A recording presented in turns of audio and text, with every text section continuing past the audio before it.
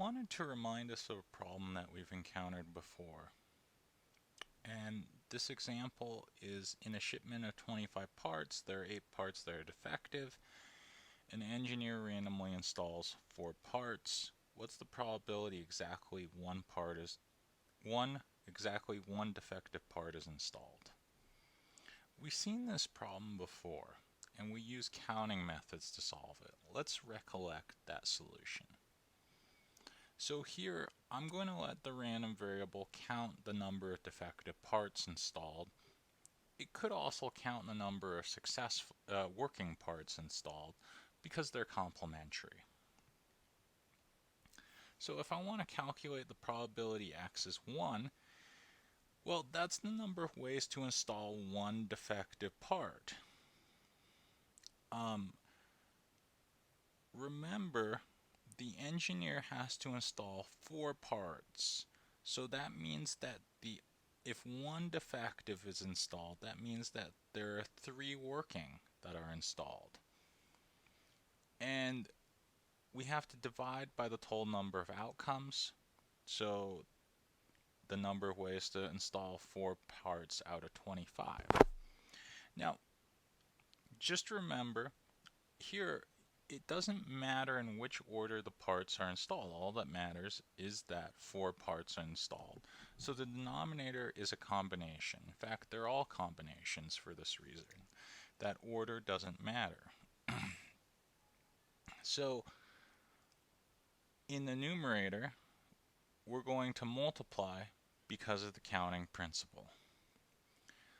So first we need to determine the number of ways to install one defective. We're told there's 8 defectives and we need to select one of them. So again, it's a combination, 8 choose 1. We multiply by the number of ways to install 3 working. There are 25 minus 8 working parts. We need to select 3 of them. So it's a combination, and we divide by 25 choose 4. This will give us our probability that was requested. And here we just need to remember that n choose k is calculated with this formula.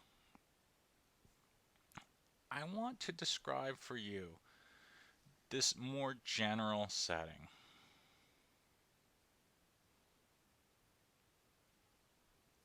So in this general scenario, we're going to have our random variable x. That's the number of objects in a sample with a trait. So it could be objects or subjects. In a sample,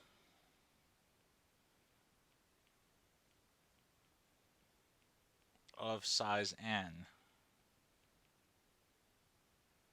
with a trait.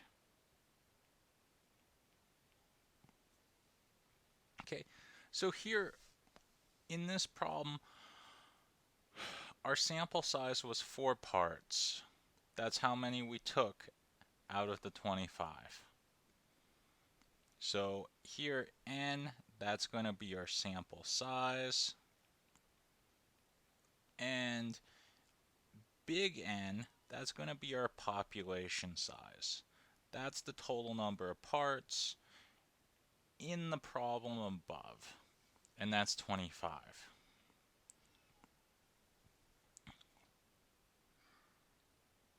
Now, finally, I'm going to let R denote the number of objects or subjects with the trait. So here that was being a broken part, and there were 8 broken parts in this example. So if I want to calculate a general probability, it's going to be the probability that I select X objects with the trait. This is going to mean that I need X of them out of R. Order doesn't matter, so it's a combination. That'll be R choose X. times, well, the other objects or subjects in the sample need to not have the trait. Well, how many of them don't have the trait? That'll be big N minus R. And I need the rest of the sample, N minus X, not to have the trait. Now, the total number of ways to select N objects out of capital N is this combination. And this is how we can calculate probabilities in this general scenario. This happens to have a name and is called the hypergeometric distribution.